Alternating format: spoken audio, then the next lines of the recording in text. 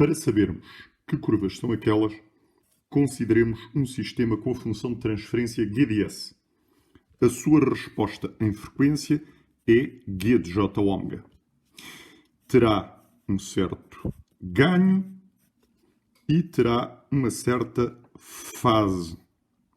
Para aliviar a notação, a este ganho, que é a função de ômega, vamos chamar G grande. E a esta fase, que também é a função de ômega, vamos chamar θ. Esta exponencial complexa que aqui está pode escrever-se como cosseno mais seno. Portanto,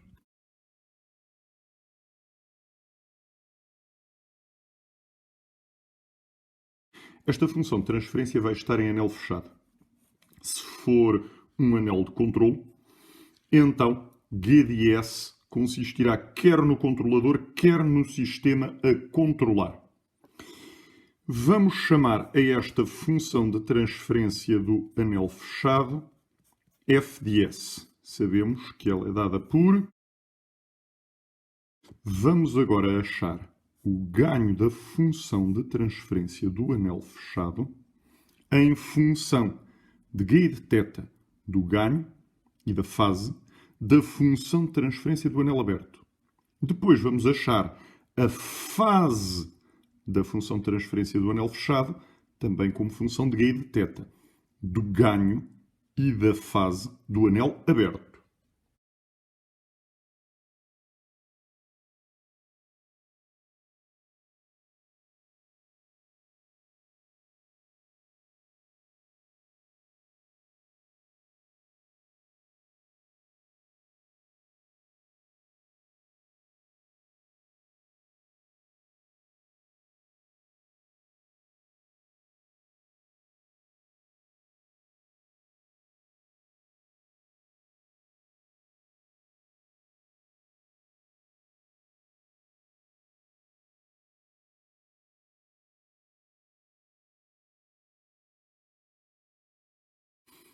Estas expressões que nos dão o ganho do anel fechado e a fase do anel fechado em função de G e θ, que são o ganho do anel aberto e a fase do anel aberto, são aquelas que nós representamos no diagrama de Nichols.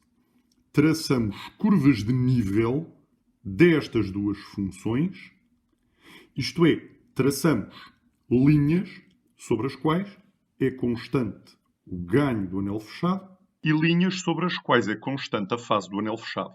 No diagrama de Nichols temos então aqui as curvas sobre as quais é constante o ganho do anel fechado.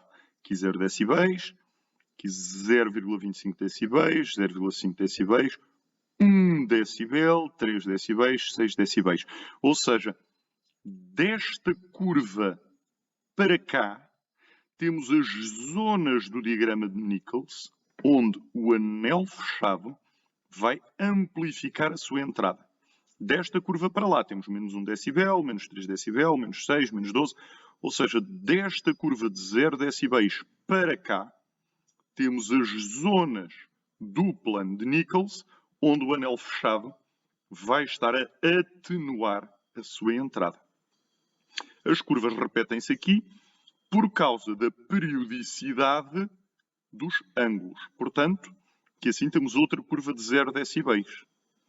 Aqui temos outra zona onde, se passasse aqui o diagrama de Nichols do anel aberto, o anel fechado estaria a amplificar a sua entrada. Se o diagrama de Nichols do anel aberto passasse aqui, o anel fechado estaria a atenuar a sua entrada. As outras curvas que aqui temos, mais ou menos perpendiculares às anteriores, são estas e são as curvas que nos dão a fase do anel fechado. Elas não estão numeradas, mas aqui assim em baixo temos os valores de fase do anel aberto e são estes valores que correspondem a cada uma destas curvas. Não custa perceber que é assim que tem de ser. Estas são as zonas do plano de Nichols, onde o ganho do anel aberto é muito pequeno. E, portanto, vemos nesta expressão que, se o ganho é muito pequeno, então este termo é desprezável face a este. Ficamos só com o arco cuja tangente é G seno de θ. Mas se G é muito pequeno, o arco de tangente de um ângulo muito pequeno também será muito próximo de zero. Ou seja, a fase do anel fechado será praticamente igual à fase do anel aberto.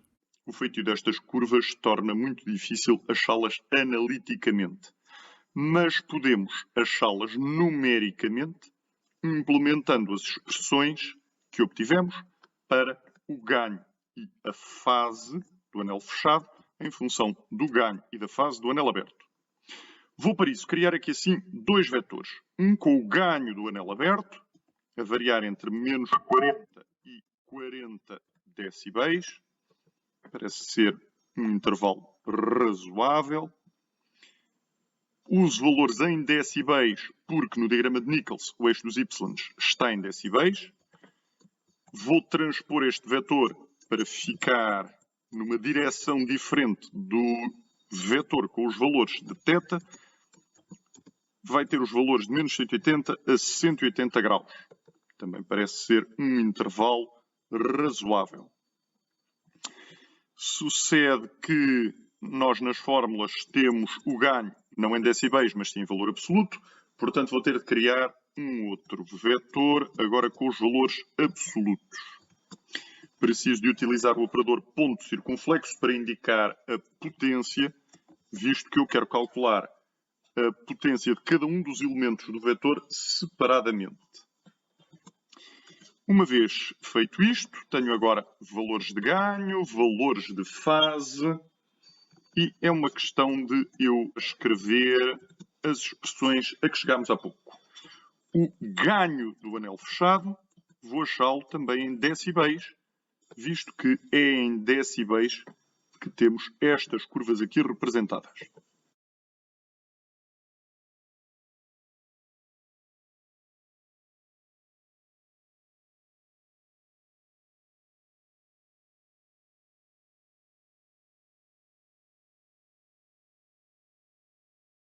Visto que estes valores aqui estão em graus, eu precisei de utilizar as funções que me dão o cosseno de um valor em graus. Este D é de degrees. Tanto aqui, aqui e também aqui para o arco de tangente, onde utilizei a função atan 2D, valores em graus, na saída desta função, e tenho duas entradas separadas, o numerador e o denominador. A partir dos sinais de ambos, eu consigo saber o quadrante exato onde estou. Portanto, evito a periodicidade da função arco de tangente, que é de 180 graus, e tenho um valor de menos 180 a mais 180. Se eu não me enganei neste código, agora devo poder usar a função contour para traçar as curvas de nível de f-gain.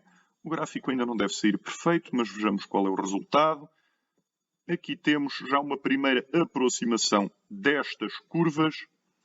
O melhor é utilizar aqui um vetor para indicar quais são os valores em que eu quero curvas de nível, para ter mais curvas.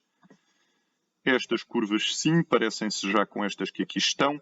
Reparemos que aqui só temos valores de 6, 3, 1, 0,5, 0,25, 0, depois menos 1, menos 3, menos 6, menos 12. Se usássemos exatamente estes valores que aqui estão, neste vetor teríamos exatamente aquelas curvas que lá estão. Mas este gráfico aqui dá-nos uma boa impressão do que sucede. Os eixos não estão bem. O que eu tenho aqui no eixo do x são os valores de θ. No eixo dos y eu tenho os valores dos ganhos, mas em decibéis, portanto, GdB. E agora já devo ter um gráfico muito mais correto. Sim, senhor, aqui estão os valores em graus da fase do anel aberto, os valores em decibel do ganho do anel aberto e as curvas de nível do ganho do anel fechado. Uma figura semelhante deve-me dar os valores da fase do anel fechado. É questão de aqui usarmos a variável correspondente. Este número de valores são 360 curvas. São provavelmente muitas. E de facto são tantas curvas que até custa a ver. O melhor é pormos menos. Vamos fazer isto de 10 em 10 graus. O resultado agora será certamente muito mais legível e corresponde, como podemos ver, a estas curvas que aqui temos, estas, que aqui são praticamente verticais. Temos aqui assim, em 0 graus, uma curva que é mesmo uma vertical. Portanto, se a resposta em frequência do anel aberto estiver aqui, então a fase do anel fechado também há de ser de 0 graus. À medida que o ganho aumenta, varia muito mais a fase do anel fechado face à fase do anel aberto. Se o ganho é pequeno, então verificamos que estes valores são praticamente iguais. Estas curvas que acabamos de traçar são conhecidas como curvas M, no caso do ganho do anel fechado, e curvas N, no caso da fase do anel fechado. Portanto, estas aqui graduadas em decibéis, que aqui assim se tornam praticamente horizontais, são as curvas M. Estas curvas aqui que não estão graduadas, porque temos aqui assim os valores da fase do anel aberto e que cá ao fundo são praticamente verticais, são as curvas N.